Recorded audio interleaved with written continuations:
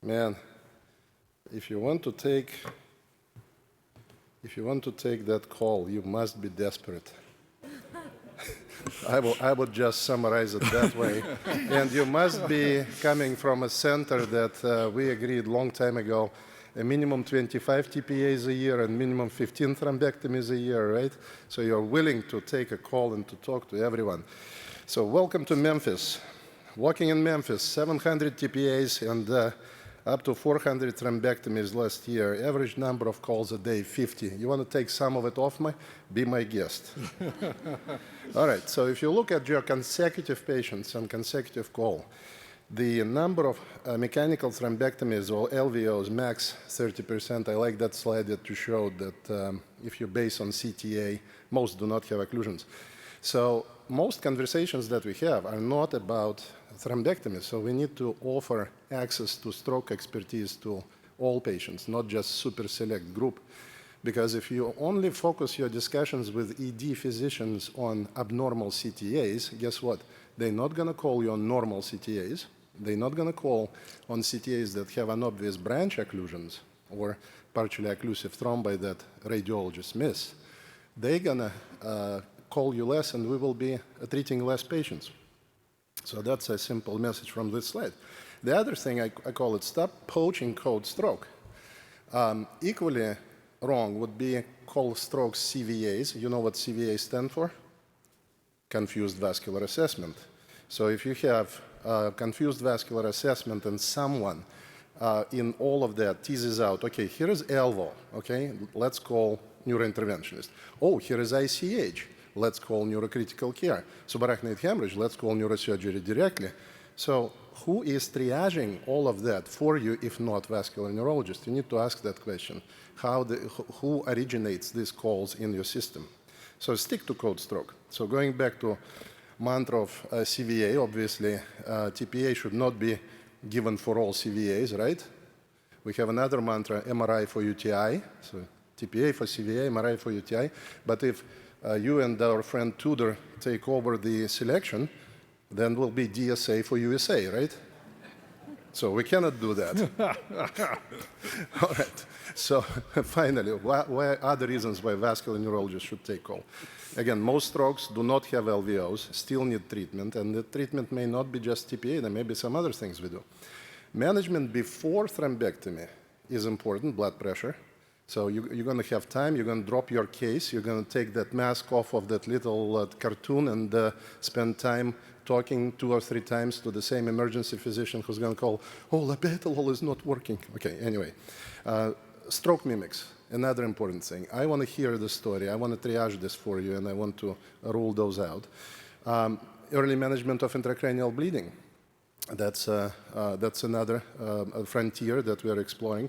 How are you going to do clinical trials for patients that do not qualify for mechanical thrombectomy, okay, or drip and ship clinical trials? And we are all in this together to minimize transfers, of course. So a few last messages. Interventionalist, of course, the goal is to score the goal, to put balls in a basket. So we all know these guys, right? But you know that Ronaldo did not win any championship because he was always viewed as Ronaldo plus 10, right? Only until he changed attitude towards Portuguese national team and valued his deliver and assist team, then they won the Euro Cup. All right, so first goal, deliver and assist, be the team player for vascular neurologist. And second, defend the outcome. You mentioned that complication and outcome is on you. No, it's also on us. Because right now, I think equally important as selection to thrombectomy is what we do after thrombectomy, particularly blood pressure and things we do with either stroke units or ICU. So again, using STEAM analogy. So code stroke team sport, totally agree. Attack wills you games, defense wills you titles, right? And what a talk will go in the United States without Yogi Bear. The game ain't over until it's over, right? So the game doesn't begin and end in the angio suite. I rest my case. Thank you.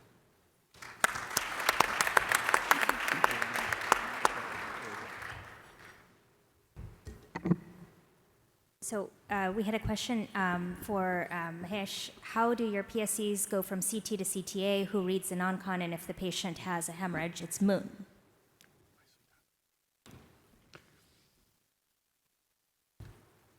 Right, so each of these outside hospitals, right, has their own radiology or teleradiology coverage. If it's if we see that there's a hemorrhage, it will say there's a hemorrhage. And usually, again, we're on a three-way call through our transfer center, and the transfer center has an auto-accept policy on all intracerebral hemorrhage. So if there's acute intracerebral hemorrhage on the non-con CT, the transfer center says, no problem, we'll just accept it as a transfer. They'll go ED to ED. For right now, we still look at the CTAs and we encourage them to call us as the CTA is happening for the high LAMS patients and the high stroke scale patients. The reason is it takes these outside teleradiology places too long. And I was talking to someone beforehand. I think maybe the answer is who should triage. It may be artificial intelligence will replace both me and Andre on this panel. Is that AI will replace both of us? Did you want to respond, Andre? All right, well, I think access to imaging is very important. One of the reasons we were able to give our record numbers of TPAs and bring the largest number of mechanical thrombectomies per capita is because whenever we're on call, we have direct access to those images and we can quickly look at them ourselves. And actually, our communication is very simple. What you were showing how you would call us, we call with a one-liner. Here's the deficit, here's the occlusion, I think it's a good candidate. And the way we set up our system is actually, we had an agreement with the endovascular folks that we will never have conversation next day, why didn't you call me? So neurointerventionist is calling stroke guys and saying, you missed, why didn't you call me? The conversation would always be, stop calling me. We will call you on every opportunity. So that's the way how we deliver and assist. So, Mahesh, I think these models are local, and I think, it depends on the local setup where it works or not, and I think it's very reasonable to do what you advocate, but that works for the patients who get a CTA fast, okay? So what happens to the ones who can't get a CTA because the IV blows or the patient is agitated or they have some whatever reasons, right? So that, and those are the ones, and especially the ones who don't have a large vessel occlusion, where before the CTA is done, you actually waste time. Now, I know you have data, and it's great. It looks great as to how fast it takes to get a CTA, but you're showing medians, there's going to be some outliers. So for those outliers, you're basically, without having the CTA information, as the radiologist, what do you do if the patient is a TPA candidate, if the patient has some other clinical needs? If you're a clinician, and I think you should be, and you make this decision, treat, no treat with TPA, that's fine. But you can't just do everything based on imaging alone. You're either a clinician or it's very difficult to make these triage decisions, in my opinion. Great. So we'll continue with that at the discussion at the end.